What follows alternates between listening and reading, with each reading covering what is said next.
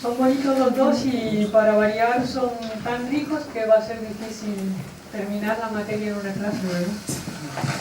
Porque uno podría pensar, bueno, ¿cómo hablar de la penitencia bonito? Al fin y al cabo se trata de pecados, que es la cosa más fea que existe sobre la faz de la tierra. Es decir, un pecado venial es tan horroroso que Dios, que es misericordioso para con el hombre, lo castiga con el fuego del purgatorio. O sea, nosotros decimos una mentirijilla, un pecado venial, pero por ese pecado venial Dios nos condena al fuego del purgatorio si no reparamos aquí la pena de la que nos hacemos reos al cometerlo. O sea, imaginemos entonces lo que es un pecado, es una cosa horrible. Sin embargo, hay un aspecto muy bonito en la penitencia, y es la del alma que, dándose cuenta que ofendió a Dios, dándose cuenta de que rompió la belleza de la túnica bautismal cuando la recibió intacta y blanca, se arrepiente por eso y pide perdón. La persona dice: Dios mío, ¿yo qué hice con mi túnica? ¿Qué hice con lo que me diste? ¿Qué hice con todo el amor que me dedicaste? Y ahí el doctor Piño decía que esa era la parte bonita, el pulcrum del sacramento de la confesión o de la penitencia, que ha recibido varios nombres a lo largo de la historia. Y al final uno será el de la confesión, porque es una de las partes principales del sacramento, confesar los pecados. El de la penitencia, porque Dios exige una penitencia para reparar el pecado que se cometió. Y así otros diversos nombres a lo largo de la historia. Ahora, a veces escuchamos, no sé si han escuchado por ahí decir, eso de tener que confesarse con un hombre, esos son inventos de la iglesia, eso nunca fue así, ¿por qué voy a tener que confesar? Quien así dice muestra un desconocimiento muy grande de la historia. Porque, a ver, ¿quién se animaría aquí a decirme desde cuándo existe la costumbre, la necesidad del hombre de confesar sus pecados? Desde siempre. Desde que se comete el pecado original. Adán y Eva, cuando Dios los busca, ¿qué dicen? Dios los busca: ¿dónde estáis? ¿Comiste del árbol? Sí, fue por la culpa de Eva, ¿verdad? O sea, lo reconoció de aquella manera, no es que lo reconoció con mucha perfección, fue la culpa de la mujer que me diste, o sea, casi que fue tu culpa, ¿no? Porque si me hubieras dado a otra mujer, tal vez no hubiera pecado. Pero él reconoce que peca, y Eva también reconoce que peca, y por eso son perdonados, y por eso se promete la redención. Pero tenemos un caso que es el siguiente, es Caín. ¿Qué has hecho con tu hermano? Yo no tengo nada que ver. ¿A mí que me pides cuenta? Él no reconoce y no confiesa su pecado. Y por eso las maldiciones de Dios caen sobre él. Y ahí podría decir, bueno, entonces a partir de ahí, en lo que sería el pueblo elegido, continúan las confesiones. Pero ¿será que en otros pueblos existía la costumbre de confesar sus pecados? Además por ejemplo, en el pueblo judío, por ejemplo, tenemos en Grecia. En Grecia existía la costumbre de confesar sus pecados, al punto de que Marco Aurelio tuvo que confesarse al Hierofonte de las faltas que había cometido. Y eso es una cosa histórica. Y en Persia existían los pates o patets, no sé bien cuál es el acento, que eran confesiones en los que al sacerdote de su dios, que era Ormuzd, declinaban todos los pecados que habían cometido. ¿Y eso por qué? ¿Por qué en Grecia o en la Persia, en religiones que eran paganos, tenían dioses falsos y confesaban sus pecados? Santo Tomás explica que es de derecho natural que el hombre confiese sus pecados a Dios y pida perdón por ellos. Es decir, por su condición de criatura de Dios, el hombre tiene obligación de confesar a Dios sus pecados y pedir perdón por ellos. Entonces, es algo que se ve que nuestros primeros padres debieron ir pasando para la descendencia de ellos. Y eso se explica que aún en los pueblos paganos que se apartaron de la verdadera religión, esa costumbre de alguna manera se mantuvo, como estamos viendo en esos ejemplos. En el Antiguo Testamento también se ve en varios pasajes de la Biblia cómo ellos, por ejemplo en el Levítico o en los Números, se pide que confiesen sus pecados. Entonces, por ejemplo, en el Número dice: el Señor dijo a Moisés, dice a los israelitas, si un hombre o una mujer causa un prejuicio cualquiera a su prójimo, haciéndose así culpable de una infidelidad para con el Señor, él confesará su culpa. En el libro de los Números. En el Levítico, aquel pues que fuera culpable de una de esas cosas, confesará aquello en que faltó. Y por el contexto del libro está en el capítulo 5, versículo 5, se ve que era una necesidad de confesarlo al sacerdote. Por tanto, ya existía entre los judíos esa costumbre de confesar sus pecados.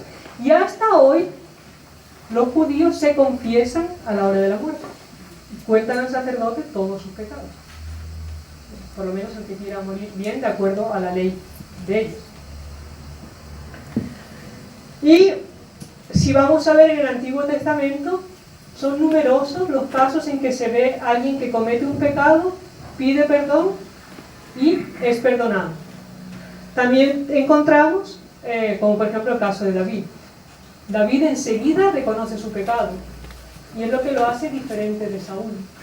Saúl, cuando es acusado de no haber exterminado a los amalecitas, él no dice, yo pequé, pido perdón. No, el pueblo guardó lo mejor para ofrecerlo a Dios. El pueblo, o sea, yo no fui. Por eso se le quitó el reino, en cuanto que a David se le mantuvo. Porque Saúl no reconoció su pecado, y en cambio David sí.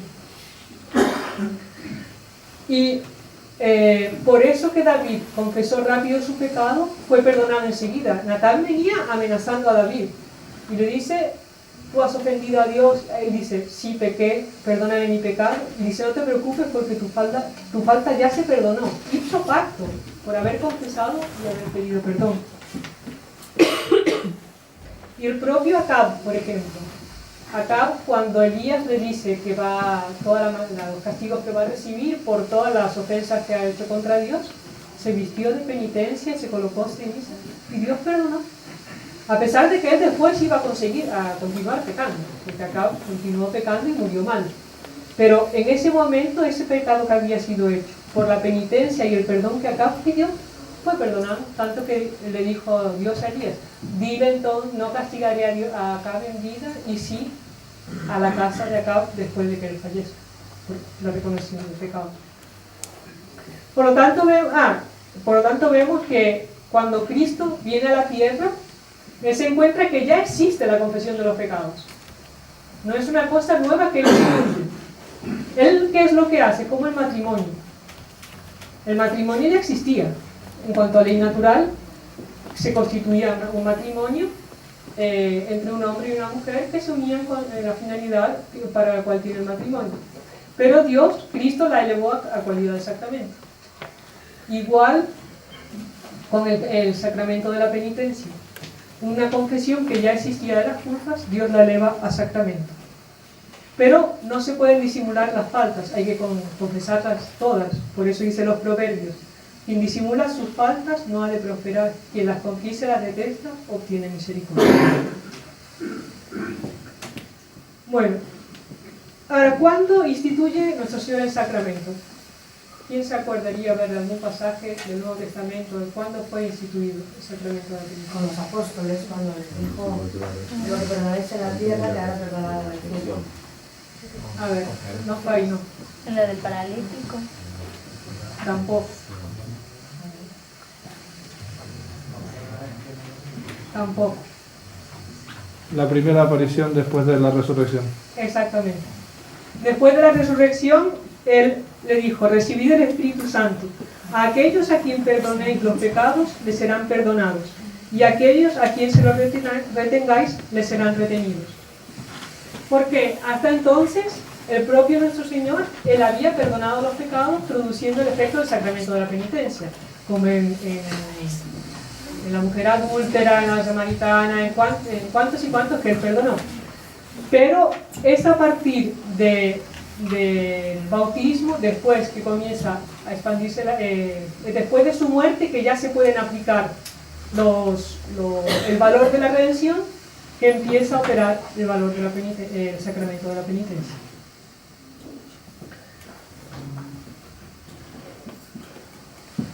Y es muy bonito también dentro de la confesión, encontramos, antes de entrar propiamente en lo que constituye el centro del sacramento de la confesión o de la penitencia, un aspecto muy bonito del sacramento, que es el secreto de confesión, que el Señor decía que era un auténtico milagro.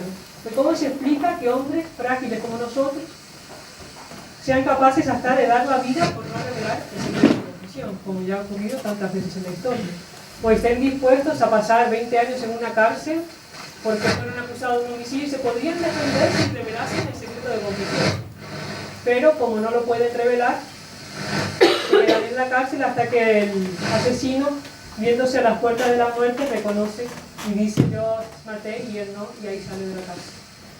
Y este secreto participa del sacramento, es un secreto sacramental. ¿Por qué? El sacramento, que es un signo visible de la gracia, porque es un signo visible del olvido que Dios tiene de nuestros pecados. Dios olvida nuestros pecados, y un signo visible de eso es el secreto de confesión.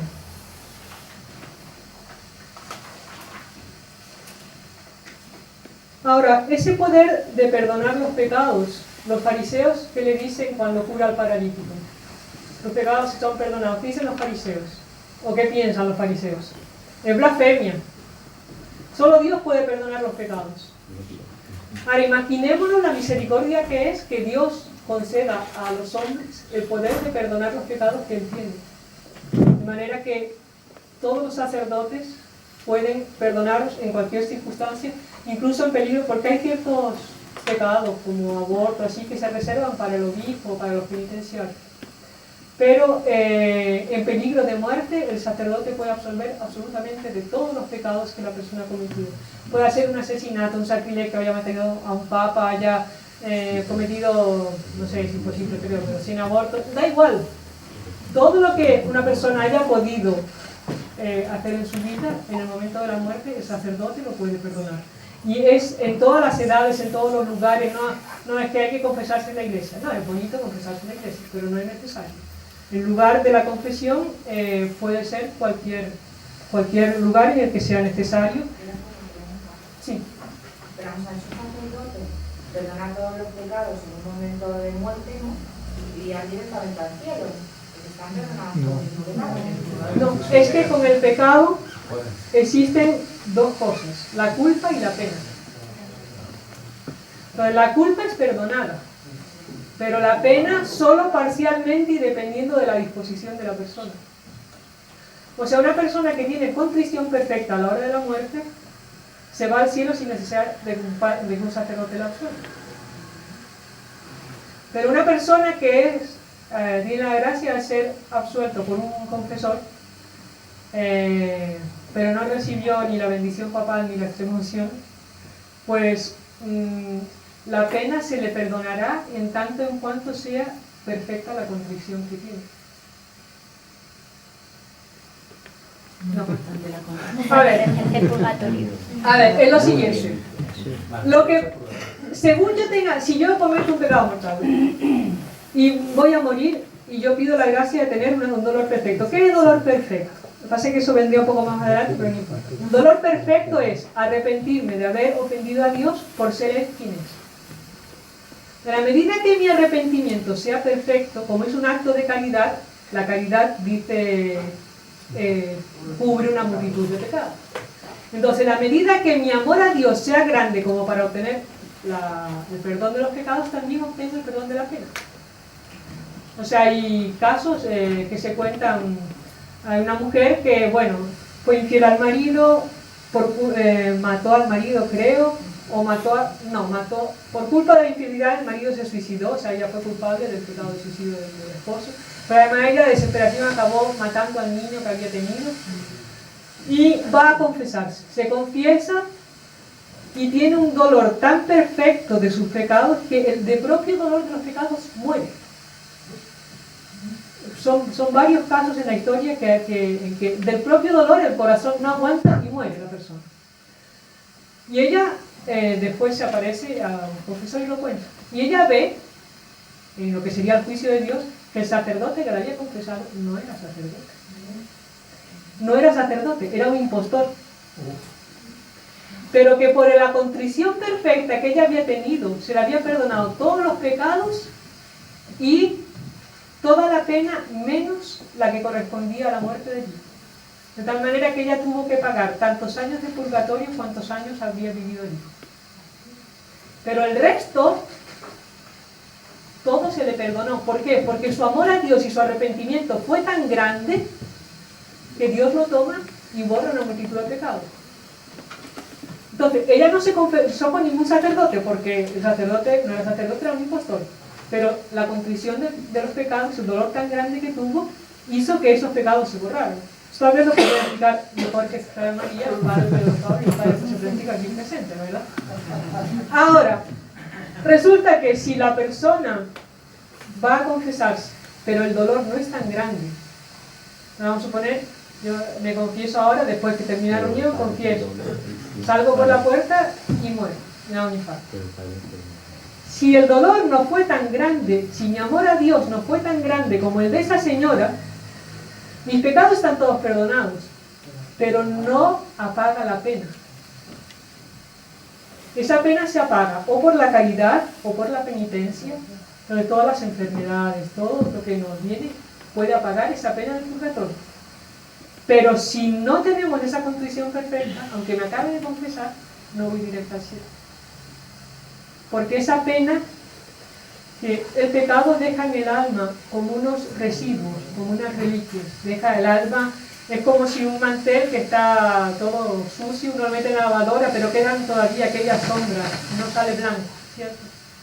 Tiene que purgarse de alguna manera. El amor hace que el mantel quede blanco de nuevo. Pero el sacramento, una parte dependiendo del amor a Dios con que uno se confesó. Por eso es tan importante, en una confesión es más importante preparar y mover el sentimiento a contrición que un examen de conciencia. Por ejemplo, Fray Luis de Granada decía que él recomendaba que fuera mitad y mitad. O sea, si yo dedico 5 minutos a hacer un examen de conciencia, otros 5 a tener dolor de esos pecados. Porque es el dolor, y en la medida del dolor, que se me va a perdonar el pecado y la culpa. Y los jesuitas también hablan de eso, imagino, los padres deben saber eso. Es tan importante el examen, como el examen, el dolor. Más aún el dolor que el examen. No sé si era Santa Gertrudis o Santa Margarita María de la Costa, estaba una vez muy afanosa haciendo el examen de conciencia y no quería dejar ningún pecado atrás. Y el Señor le dijo, no te preocupes tanto, no te quedes tan con la torcida, digamos, de querer hacerlo todo. Lo que me basta es el amor y la contrición con que te lo confieses. El resto yo lo asumo. Claro, no es que por eso uno no va a hacer examen de conciencia. La persona no puede tener certeza de que lo ha hecho.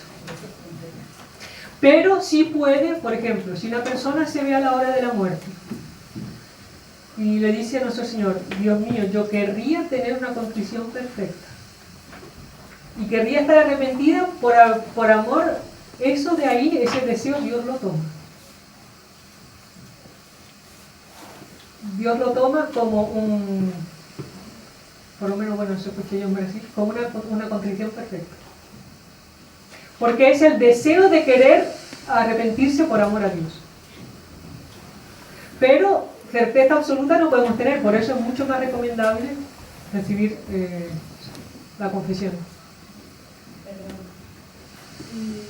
Por ejemplo, la indulgencia, es decir, el pecado, aún así siendo absuelto, queda, es decir, queda una excepción. Sí. La indulgencia, Apague. sí, la indulgencia plenaria, ¿qué haría? Pues la indulgencia plenaria hace el mismo efecto que una contrición perfecta. Le borra a usted usted crea sus cuentas con Dios, siempre y cuando usted no tenga apego ni siquiera al pecado venial. O sea, para ganar una indulgencia plenaria no solamente hay, por hacer media hora de oración al Santísimo, se hace indulgencia plenaria. Pero si yo voy a la adoración al Santísimo, hago la media hora de adoración, cumplo todas las condiciones, pero yo no tengo ningún propósito de salir de mis pecados veniales, yo no gano indulgencia plenaria. Porque tengo afecto al pecado. Y una vez que yo tengo afecto al pecado, no se nota la pecado. Pero mire, si no la gana plenaria, la ganará parcial.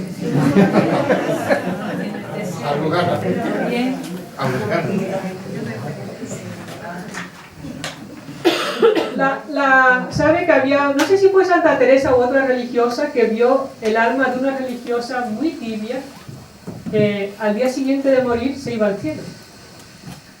Y dijo, pero ¿cómo es posible? Pero si esta monja rompía el silencio a toda hora, esta monja llegaba tarde a las oraciones, ¿cómo es posible que al día siguiente se haya ido al cielo? Y nuestro Señor le dijo, porque ella supo aprovecharse de las indulgencias.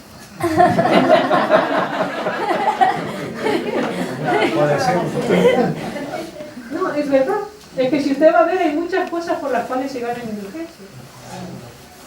Solo que muchas veces ni nos damos cuenta ni tenemos intención de ganarlo. Pero una cosa, si esa monja no respetaba el silencio, no era fiel a la regla, tenía apego al pecado venial. Sí, claro, por eso tal vez nunca gana indulgencia plenaria y pasó un día en el purgatorio. Pero un día es mucho. No, las indulgencias, hay indulgencias plenarias y hay indulgencias parciales. Por ejemplo, yo no sé si es costumbre seguir en Roma, don José, pero una cosa que cuenta aquí, que la penitencia, la persona se ve libre de la esclavitud al demonio. Y en Roma, cuando un esclavo tenía la libertad, existía la costumbre en el acto de que le daban la libertad de darle los últimos latigazos, como diciendo, a partir de ahora ya nadie tiene el derecho a darle un latigazo. Entonces los penitenciarios en Roma tenían la potestad de, cuando había confesiones, mucha gente se confesaba, después se asomaban con una vara, como para dar un latigazo, y daban en las cabezas de los penitentes, como diciendo, acabó la esclavitud que tenían en el demonio. Este es el signo de que acabó. ¿Y quién recibía el golpe de un penitenciario menor? Ganaba 300 días de indulgencia. Quien ganaba el golpe de un penitenciario mayor ganaba 7 años de indulgencia. Es decir, hay muchas cosas en nuestra vida diaria por las cuales podríamos ganar indulgencia y vernos libres de las penas del purgatorio. Aparte de que tenemos un medio que apaga todos los pecados, que es el santo sacrificio de la misa, el santo sacrificio de la cruz. El otro día una terciaria, ¿verdad? Me gustaba, no sé si era Santa Gertrudis o una religiosa que había rezado todos los días ofreciendo la preciosísima sangre de nuestro Señor y todos los méritos de su pasión y muerte en reparación, no me acuerdo la fórmula exacta, pero eran 3 fórmulas, por los pecados de pensamiento y palabra, de obra y de omisión. La señora no pasó por el purgatorio. Todos los días ella ofrecía en reparación por sus pecados el santo sacrificio de la cruz, toda la preciosísima sangre derramada por él, no sea el purgatorio. Ojo, tampoco van a decir, entonces voy a ofrecer eso todos los días y voy a llevar, porque Dios no se ríe nada, ¿no? Pero, evidentemente, una persona con piedad que está queriendo reparar el pecado hecho a Dios por medio del cuerpo de Cristo, significa que tiene un deseo de salir de ese estado. Y Dios lo lleva en cuenta. En definitiva, a Dios no le engaña a nadie, Él sabe perfectamente. Sí. No, Él no le engaña a nadie. No es que habrá hecho, no ha hecho, dejó de hacer. Bueno, ahí podríamos hablar de las diferentes ventajas de la confesión. Pasa que yo creo que se nos va el tiempo. Y aparte de perdonar los pecados, librar de la esclavitud, hay uno que se alcanza la santidad. Una vez San Francisco de Sales fue un hombre a confesarse con él y era una confesión muy grande, de pecados graves. Y entonces Francisco de Sales, al despedirse, le dio una despedida toda amable, que Dios te bendiga, no sabe qué alegría tengo, de que... Dice, bueno, usted dice eso para que me consuelo, porque ¿cómo puede usted querer a un pecador tan miserable como yo? ¿Cómo puede tener? Dice, si yo te considerase un pecador, sería un fariseo, porque después del sacramento de la confesión, tu alma queda blanca como la nieve, más limpia que Naamán al salir del Jordán. Por tanto, la confesión aumenta la gracia y proporciona la santidad. Y ahí en un libro encontré unas ventajas que nunca había pensado, son las ventajas sociales del sacramento de la confesión. Hasta para la vida social, eso los gobernantes deberían de aplicarlo. No, sabe que cuando Carlos V fue de visita a Alemania, los ministros protestantes de Nuremberg fueron a visitarlo y le pidieron que instituyera la confesión secreta en la región de ellos. Porque desde que había desaparecido la costumbre de la confesión, se habían incrementado los crímenes contra la justicia y contra otras virtudes de una manera como nunca habían visto antes. Se fueron a pedirle a Carlos V que reinstituyera la confesión secreta. Y los ministros protestantes de Estrasburgo hicieron exactamente la misma cosa. Porque vieron todo lo... ¿Por qué? Cuando un ladrón roba y se va a confesar, tiene que devolver el dinero que robó. Si uno le robó la fama al otro y se va a confesar, tiene que devolver la fama. Por ejemplo, el caso de...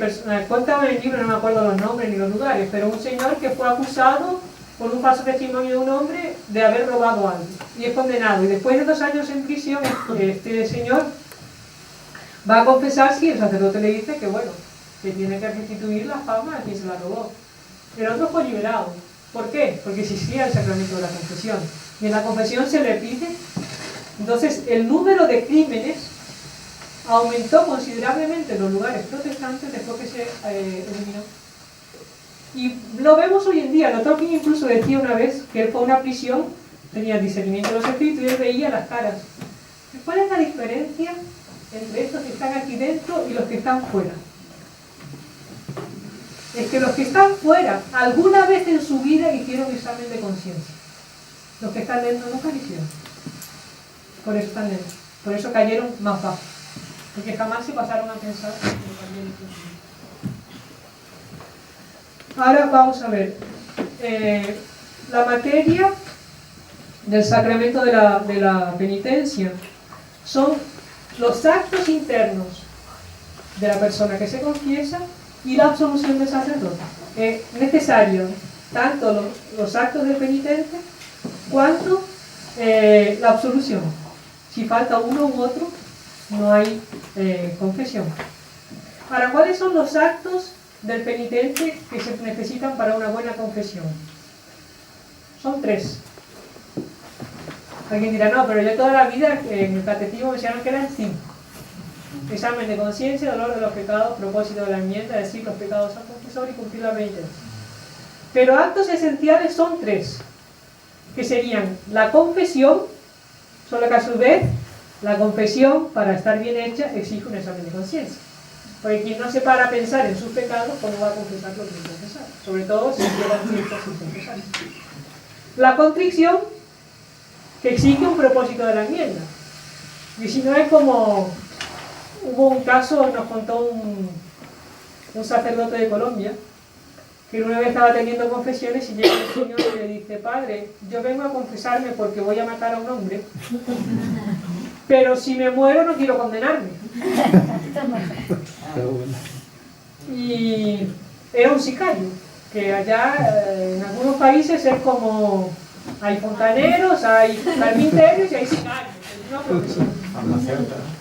Y él le dijo, lo siento, pero no te puedo dar la absolución, porque para que haya una absolución tú tienes que tener arrepentimiento de tus pecados Y para eso, claro, un propósito de la enmienda, pero si tú me dices que vas a matar al hombre, pues no te puedo dar la absolución. Y ahí dijo, entonces me da una bendición, por favor, para que todo me vaya bien. Y no es chiste, es un acto real, ¿eh? Parece que hay algunos sicarios que se ponen el escapulario de la Virgen del Carmen en la muñeca para tener buena puntería y otro en el tobillo para salir corriendo. ¿Eh? La Virgen del Carmen es la patrona de los sicarios. Anda. Porque tiene los marineros. Sí, aquí sí. Ay, Dios. Pero en esos países, es verdad, hay una confusión muy grande, pero no vamos a desviarnos por ahí porque si no se nos va el tema. La cosa es esa. Ese señor no podía, él confesó su pecado. Por supuesto no necesitaba ser muy conciso, porque iba a matar en el momento, pero no tenía ningún arrepentimiento ni propósito, por tanto. Entonces no podía haber confesión. Y la contrición, que viene del latín conterere, significa destrozar o triturar. Es decir, es cuando el alma se duele hasta triturarse, por eso que a veces puede causar incluso la muerte. En una predicación de San Vicente Ferrer también ocurrió, le estaba predicando contra los pecados y sobre el amor de Dios, etc. Y una señora de muy mala vida, allí mismo murió. Y todo el mundo se quedó preocupado porque no había recibido los sacramentos. San Vicente Ferrer dijo, no se preocupen, porque ella tuvo un dolor perfecto y ya está en el cielo. Y se oyó una voz que dijo, no recen por ella, más bien encomiéndese a ella, porque ya está en la gloria. Contrición perfecta. ¿Por qué? Porque tritura a la persona. Hay gente que no, que tiene contrición perfecta y no se muere. No es necesario morirse para que sea perfecta. Pero puede llegar a producir la muerte. Y entonces el alma tiene que detestar el pecado. Es decir, yo no puedo ir a confesarme, que a veces caemos o podemos caer, bueno, yo voy con mi listilla de pecados, ¿no? Y bueno, si yo no detesto mi pecado, si yo no estoy dispuesta a mudar de vida, no me sirve de nada. Puedo decir todos mis pecados, hasta los que no cometí, pero no me sirve de nada porque tiene que haber detestar el pecado de corazón. Eso no quiere decir que la persona no caiga otra vez.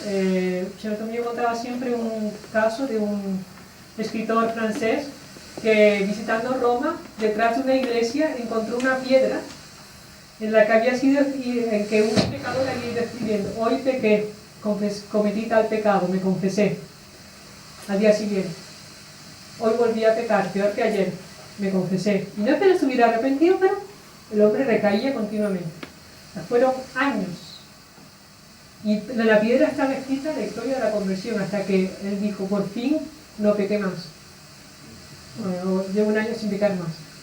Y este escritor francés decía que si esta piedra estuviera salpicada por sangre de los mártires, él no la veneraría con más fervor de lo que la veneraba, de ver el sangre del alma de una persona que había estado luchando contra un defecto durante años hasta que lo había podido vencer. En el fondo, el acto de humildad que se practica en la confesión es un acto que puede ser heroico, mucho más heroico como puede ser un acto de cualquier otra virtud, el hecho de confesar los pecados. Ahora, para que la confesión sea válida, uno tiene que ser entera, es decir, uno tiene que confesar todos los pecados mortales que cometió. Porque si se calla uno, no es perdonado ninguno. Y la confesión, dependiendo un poco de las disposiciones y del conocimiento de la persona, puede ser nula o sacrílega. Con lo que añade otro pecado al pecado. Y un pecado mucho más grave. Entonces, y tiene que procurarse dar con los agravantes, no tanto buscándose las disculpas. Decir, mire, no, yo es que sí, me enfadé, me enojé, falté a la caridad, pero claro, es que con el genio que Dios me dio y después esta persona insoportable que me puso al lado, no, un momento, ¿usted pecó o no pecó? ¿Usted ha venido a acusarse o a excusarse? La persona tiene que ser íntegra, tiene que ser, a la hora de confesar todos los pecados. Y tiene que haber un arrepentimiento sobrenatural, que eso lo produce la gracia, claro, no es cosa del pecado. Perdona, ¿Sí? Que habías dicho que eran 3 actos esenciales: confesión, contrición y el otro. Satisfacción Ah, o penitencia. vale.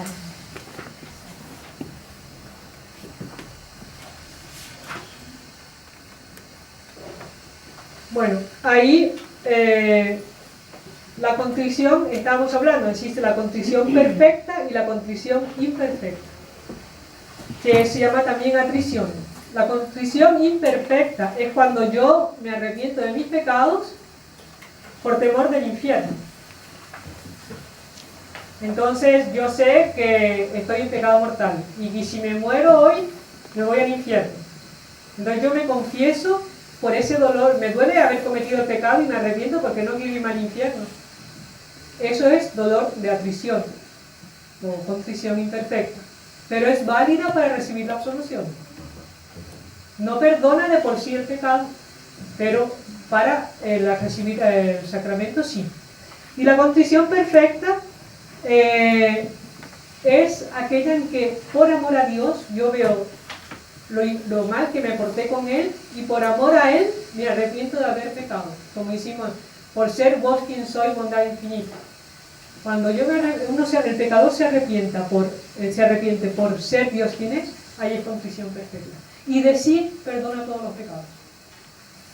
5 minutos. Y se mata la oración del enfermo.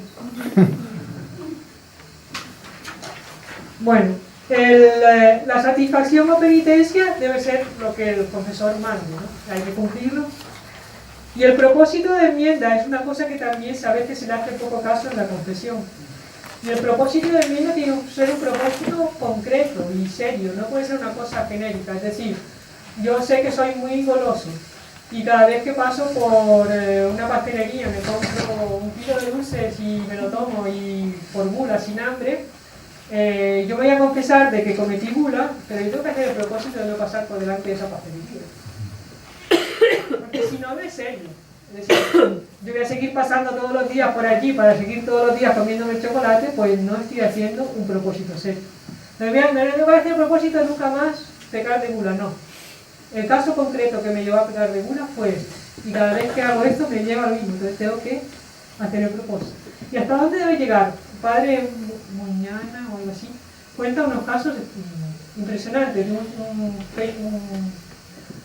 un prisionero que había sido condenado a cadena perpetua, pero él se arrepiente y lleva una vida tan ejemplar en la prisión que le dicen que puede salir.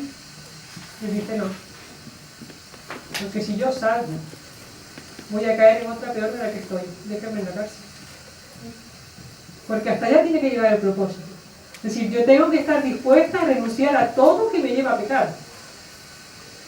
Pero en concreto, si no, la confesión tampoco es válida. Claro que eso existe ya en el alma normalmente de quien va a confesarse, existe ese propósito. Pero tiene que ser concreto. Bueno, sobre la unción de los enfermos quedan 5 minutos. Así como el pecado, la confirmación perfecciona el bautismo, porque el bautismo nos da la vida en estado como de infancia y la confirmación nos hace ya adultos, soldados, y nos perfecciona las virtudes y los dones. La unción de los enfermos en cierta manera perfecciona el sacramento de la penitencia, porque la unción de los enfermos no solo perdona los pecados, sino que apaga las reliquias del pecado, los residuos que quedan en el alma. Y el sacramento de la penitencia devuelve la gracia, es decir, todas las gracias que uno tenía hasta que se confiesa le son devueltas y las perdió con un pecado mortal y con un incremento por la confesión que la persona hizo. En la unción de los enfermos y la disposición del alma que la recibe es buena, no es superficial, digamos, la persona no solo le devuelve las gracias que había adquirido con los méritos hasta ese momento, sino que le recompone en el alma la inocencia bautismal y le da todas las gracias que él hubiera recibido si hubiera sido fiel a todas las gracias que Dios le había dado. No sé si está claro. Cuando nosotros cometemos un pecado venial, nosotros no solamente estamos ofendiendo a Dios, sino que nos estamos privando de una gracia, y es posible que ese pecado sea puerta de otros pecados que nos cortan varias gracias. Pero vamos a suponer que Dios me hubiera querido dar, vamos a poner en matemáticas, porque el tiempo se nos va, Dios me hubiera querido dar 100 gracias en toda mi vida. Pero por mis infidelidades, Dios solamente me acaba dando 50. La unción no es que me recompone los méritos de esas 50 que Dios me dio. Es que me recompone las gracias como si yo hubiera recibido las 100 gracias que Dios me querría dar, pero que yo impedí que me diera. No sé si está claro. Sí. O sea, es una super excelencia del sacramento de la penitencia, porque lo lleva hasta los más extremos límites. Y por tanto, si la persona lo recibe con dolor de sus pecados, apaga la pena del purgatorio y se va derecha al cielo. Entonces, una Santa Teresita que nunca jamás cometió un pecado mortal, y una Santa María Magdalena, si recibiendo, por ejemplo, el sacramento de la extremaunción, van a alcanzar la misma plenitud de gracias, no la misma, en cuanto a cada una de vocación. Si ella tenía la vocación de dedal, va a llenar el dedal. Si tenía la vocación de vaso, va a llenar el vaso. Pero cada una de ellas va a alcanzar la plenitud de su vocación, sea por el vía de la inocencia o sea por la vía de la penitencia, en la extremaunción. Por eso, y después la penitencia le da a uno fuerza para combatir el pecado. Por eso es bueno confesarse con frecuencia. Porque cuando yo me acuso de un pecado de pereza, no solamente me perdona el pecado, sino que la gracia del sacramento me da fuerza para combatir el vicio de la pereza. En la extrema unción, o unción de los enfermos, la gracia me da la fortaleza para combatir el último combate, que es el más penoso, porque el demonio sabe que es la última oportunidad que tiene para condenar. Entonces, si a esa hora la gracia me fortalece, el sacramento fortalece el alma para ese combate. Pero además puede devolver la salud del cuerpo, y muchas veces no la devuelve porque los familiares esperan demasiado tarde para darlo. Entonces ya ¿qué hace el sacramento? El sacramento de la unción fortalece el cuerpo para que se recupere de la enfermedad. ¿Ya? Pero si ya está a la vera de la muerte, no es que hace el milagro de darlo. Puede haber milagro, pero no es lo común. Lo común es que él fortalece el cuerpo para que se recupere. A tal punto que Santa Bernardita, cuando estaba muy grave, no quería más recibir el sacramento de la extremaunción, lo había recibido varias veces. ¿Sabe por qué? Porque ella cada vez que recibía la extremaunción se mejoraba, y ella lo que quería era irse al cielo para ver a la Virgen. Entonces no quería, le costaba recibir el sacramento de la extremaunción porque se quería morir. Imagínense. O sea, y hay muchísimos casos de personas que estaban desahuciados y después de recibir la extremaunción se han curado, y se han recuperado de una manera increíble. Entonces cuando nosotros oímos decir a alguien, no quiero que solo, cuando pierdan los sentidos para que no se entere o se lleve el susto, es absurdo, porque no solamente le priva del auxilio que ella necesita para la lucha de la vida y muerte, pero además le priva de la posibilidad de curarse de la enfermedad. Porque en la carta de Santiago, y ya con eso terminamos, aunque habría mucho más que decir, él dice, ¿está alguien enfermo?, dice Santiago, llame a los sacerdotes de la iglesia y que éstes hagan oración sobre él, ungiéndolo con óleo en nombre del Señor. La oración de la fe salvará al enfermo y el Señor lo restablecerá. La salud. Si él cometió pecados, le serán perdonados. Porque de muchos católicos es muy desconocido lo que es el sacramento de la unción de los enfermos. Cuando yo decir que restituía la inocencia bautismal y todas las gracias, decía, qué pena, porque cuando uno se va a operar, puede hoy en día poder recibir la extremaunción porque hay peligro de con anestesia o la operación morirse, puede llegar a recibir la extremaunción.